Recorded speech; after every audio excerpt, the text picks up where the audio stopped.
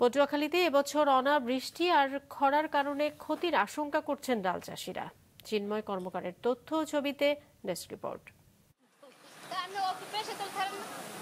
পটুয়াখালী সদরের বদরপুর এলাকা, যতদূর চোখ যায় মাঠের পর মাঠ ভর্তি পাকা মুগ ডাল। ক্ষেত থেকে ডাল তোলায় ব্যস্ত চাষিরা।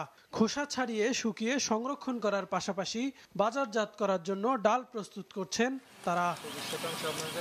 কৃষকরা জানান, এবছর প্রথম দফায় অনাবৃষ্টি ও খরার প্রভাবে গত বছরের তুলনায় মুগ ডালের উৎপাদন কম। মুগ ডাল চাষ করতে আপনার খরচ বেশি হয় না বলতে মুগ ডালে একবারে কিছু সার প্রয়োগ করা হয়, দ্বিতীয়বারে শুধু ঔষধ ব্যবহার করে। যে পরিমাণ জায়গায় যা ফালাইছি তাতে আমার মনে হয় যে লসেরই কায়দা, কিন্তু লস যদি বাজারটা ভালো পাই তাহলে লস হবে না।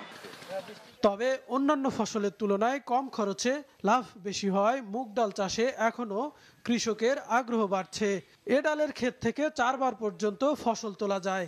এবার কৃষকরা কেবল প্রথম দফায় ডাল সংগ্রহ করেছেন, কিন্তু হঠাৎ বৃষ্টি শুরু হয় দুশ্চিন্তায় পড়েছেন তারা। ডালের অবস্থা ভালো, ফলনও ভালো, কিন্তু বৃষ্টিটা আগে হইলে ভালো হইতো। এখন যা হয়েছে পর্যন্ত হইলে সমাপ্তি হইলে ভালো হইতো, এরপরে বেশি হইলে ক্ষতি হয়ে যাবে। বৃষ্টি বাদল ছিল না, যার কারণে একটু কম ছিল। এখন বৃষ্টি হয়েছে, এখন আশা করি যে আল্লাহর রহমতে ডাল অনেক ভালো হবে। আমাদের এই অঞ্চলে তো মুগ ডাল তো সবই বাহিরে অনেক চলে যায় এখান থেকে। পটুয়াখালীতে এবার মুগ ডাল উৎপাদনের লক্ষ্যমাত্রা 1,10,000 মেট্রিক টন। এ জেলায় উৎপাদিত মুগ ডালের গুণগত মান ভালো হয় রপ্তানি হচ্ছে জাপান, দক্ষিণ কোরিয়া সহ অস্ট্রেলিয়ায়। মুগ ডাল চাষে কৃষকদের সব ধরনের সহযোগিতা করছে কৃষি বিভাগও।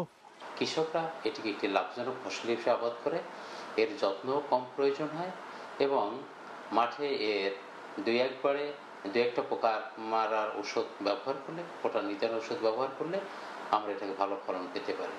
কৃষি বিভাগ কৃষকদেরকে মুগ ডাল উৎপাদনের জন্য সার্বিক সহযোগিতা করছে।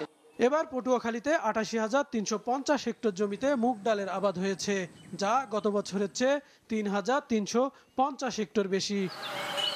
মাছরাঙ্গা নিউজ ডেস্ক।